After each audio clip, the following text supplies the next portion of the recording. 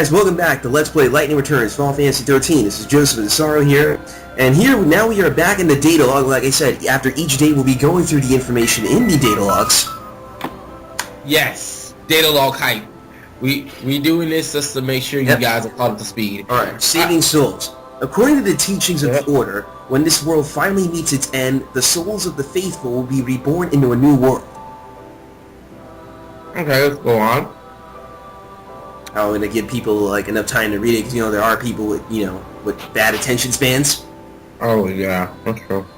No offense to those who have bad attention spans, with all due respect. And for those here we go. The people, however, have not lived all these centuries unscathed. Surrounded by death and destruction, some now harbor a heavy darkness in their hearts. These people will not be reborn in the new world. Their only fate is to wander forever in the mire of the chaos. Cut them free from the regrets and griefs that bind them, and lightning will save them for the new world. This is the main task of the Savior. Man, that's pretty much like a glorified purgatory. That's interesting. Well, that's gotta suck, trapped. Yeah, it does suck.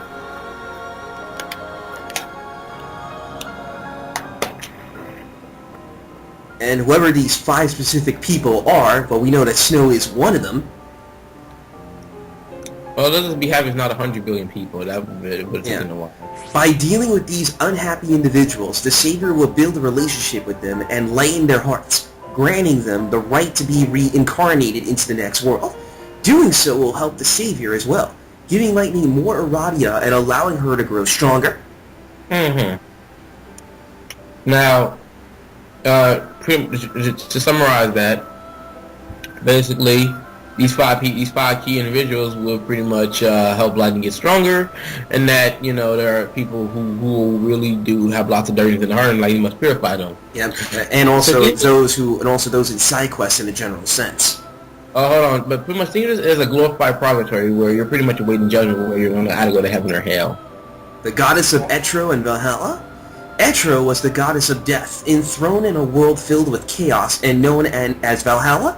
Most people now believe the teachings of the Order, which preaches devotion to Bunavelza. But there still exists minority groups of heretics who are devotees to the goddess Etro. Seems there's no freedom of religion.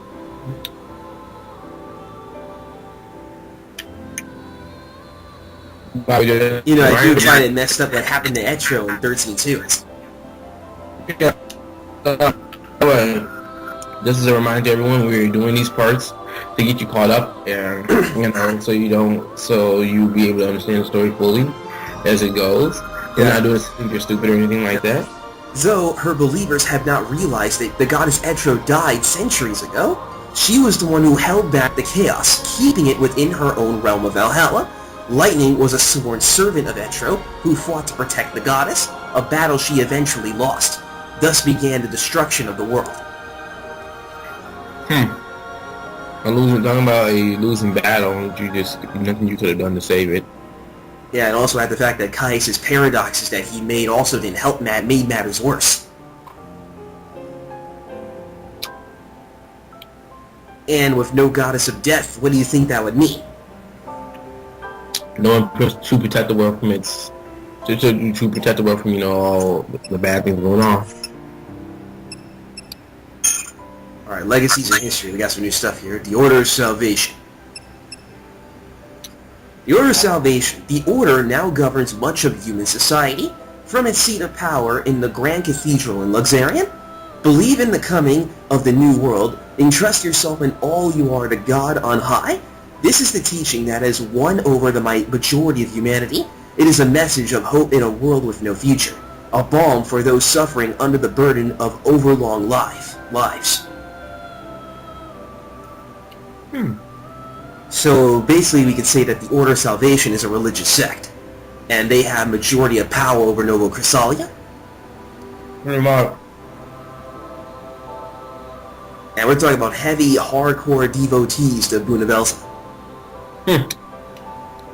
Like I said, it's not seem to be no freedom of religion here. Well, Yusnan, does have freedom of religion. But but with the end happening and all this, you know what I mean? Mm-hmm. In the past, the Order also led the suppression of heretics who did not accept its principles, but that is no longer official policy. This is part of the reason why so many people are perplexed by the one-sided violence being displayed by some heretic groups. The majority believe in Bunavels' teachings in the Order of Salvation, but the minority only worship Etro, probably only worship Etro. I don't know if they would worship Pulse the Wild and Lindsay. Alright. Oh yeah, by the way, random Daniel Bryan comment is random. Daniel Bryan is God, and he is Etro. Sorry. Yeah, but then he'd be dead. Alright, now to talk about what Hope was talking about earlier, the lost hours. The world once counted 13 hours before noon, and 13 hours after, making days that lasted 26 hours. But ever since the world was flooded by the chaos, it has lost these 13 hours, and the days now last only 24 hours. The 2 hours that disappeared from each day, lost beyond the distortion of time and space, are known by many names. Some call the phenomenon the lost hours, others the time given to God. Most clocks in the world have been remade to reflect the 24-hour day. Well, basically, it's now more so written. It has the same time, form of time as the real world. So, like, they have, like, the same 365 days. See, because if I do the math correctly, they may have, like, about, I think, 366 or 67 days in their whole entire year now. So, yeah, I mean, that's actually an interesting tidbit. Oh, yeah. Because, I honestly didn't know that the clocks in the 13 universe were going by a 13-hour rule. Yeah, and that means they actually have an extra day or so in a whole entire year. So yeah, so that actually is interesting. Oh yeah, if you didn't know, our world has 365 days, or if you really want to be exact, it's 365 days, 0.25. Oh, thanks for the extra bit of info. That's been helpful for those who don't know. I mean, there probably will be people who know, and then there are probably those who do not know. Yeah. They'll probably be like, huh? Well, then, it's 53 weeks, by the way, if you're wondering how many weeks, 365 days. In Final Fantasy 13, since they'll be like 54 weeks. No, I think it'll be around the same. My bad. So here we go. The Children of Etro. The Children of Etro is a religious group pledged to the goddess of death. Its members believe that the only salvation humanity can look forward to is the peace of death. Etro's followers have turned their back on the teachings of the Order and expect no salvation from Almighty Bunavels. They do not hope to be reborn into the new world which Bunavels promises. Rather, they hope to be welcomed into Valhalla, the world of the dead. But remember, Valhalla no longer exists. Valhalla is infused with this world. Sorry, remember that. Remember when Valhalla merged with the mortal plane in the ending of the 13-2? Yeah, I know. They're pretty much waiting for the end of days. Many heretics are moderates who keep to themselves, but there are also fanatics who are willing to commit murder in the name of their own brand of salvation. Well, pretty much, think of these guys as like a radical religious cult that believes in the end of days. So they're pretty much waiting the end of days. So they want people to just accept that. Right? Yeah, pretty much you could say that, yeah, but they don't know. I don't think they understand that Etro's dead. Valhalla, which was the realm of the dead, no longer exists. It fused with Grand Pulse. Why do you think all the chaos appeared out of the unseen realm like that in the ending? Yeah.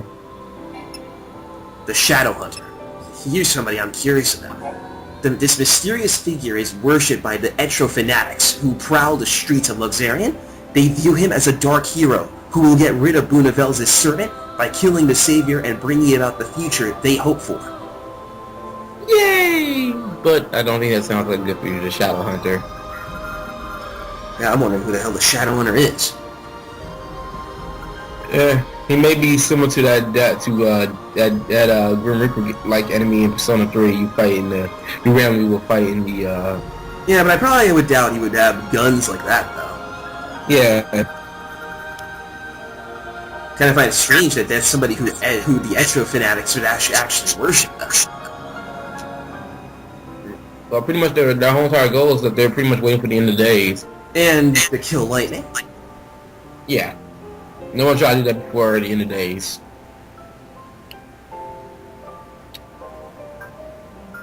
But I will say this though. They're not going to do a good job of killing lightning since they're kind of weak opponents. Yeah, but I'm probably have a feeling. You know how persistent fanatics are. That's true. Fanatics are very persistent. And I'm kind of curious about the Shadowhunter, though. I'm wondering if we'll ever see him again. The Order sees the Shadowhunter as the leader of the heretics and is trying to learn his whereabouts. But his discretion varies wildly depending on who you speak to. Some think of him as a cold-blooded assassin, while others think he is a righteous knight who punishes those who have escaped justice under the law. Then there are others who doubt he is even still alive. So yeah, Shadowhunter really is a person of mystery. Oh yeah, very mysterious individual it seems.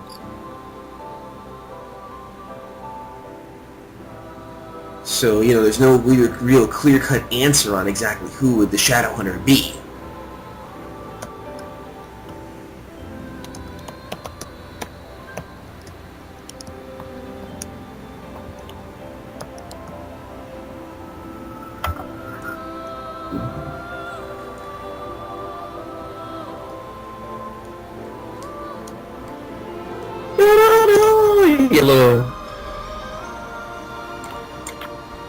Get a little bit of a music tone here. Yeah.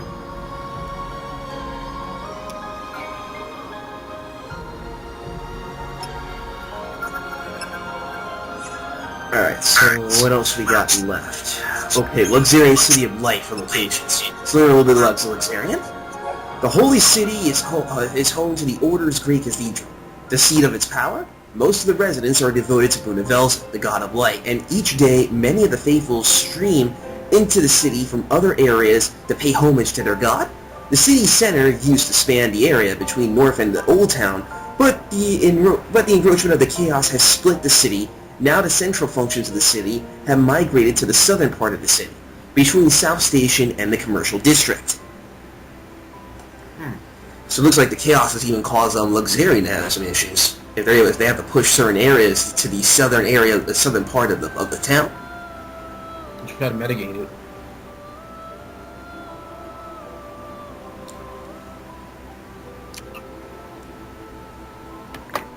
Can you imagine a phenomenon like that actually happening?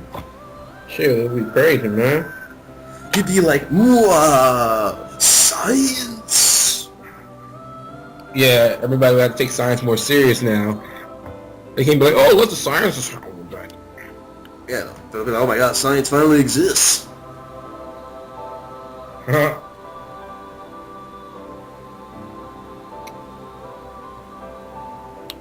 Giving more people the chance to read before I continue here.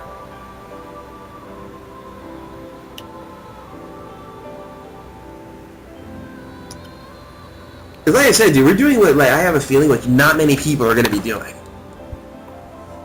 Yeah, it's a try, but get the views, get the early view boost, not really try to see the game in, just be like playing it. Yes. I mean, even a walkthrough wouldn't really go through this. They'd just be like, "Oh, this is how you fight this boss." Yeah, pretty much. Let's see. The fortress to the north of Old Town has been abandoned by the authorities and is now known as the Warren. It is the preserve of outlaws and the heretics who defy the order. So let's all remember this. The Warren is only open around midnight. And if you want to go there and you're looking for a fight, you should go there. Yeah, that is if you see the heretics. That's if they show up. Yeah. I just find it funny. I feel bad for everybody who's locked up in the Warren and can't leave. Oh yeah. I'd be like, oh my god.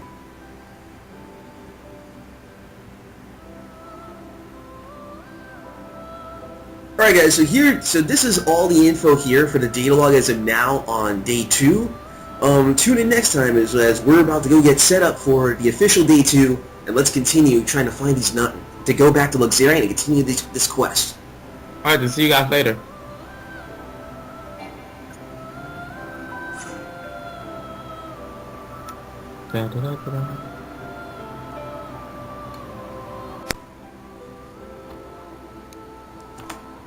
Well guys, sorry about that. I forgot that there's one more piece of thing I forgot to put here. The characters have updated. So Chocolina. When Lightning's younger sister Sarah was journeying through time, the merchant Chocolina appeared everywhere she went in order to lend a helping hand. She seemed to have no sense of tact, nor sensitivity to how grieved the situation might be, but she could keep a conversation going single-handedly. She is not simply dressed in a chocobo costume. Her feathers and wings are the real deal. She is not a human, but she takes the form of one through the blessing of the goddess. There are very few who know her true form, but Lightning's old ally Sass seems to be one of them. So anybody who knows who Chocolina really is, her real identity, it can only be Sass who will know.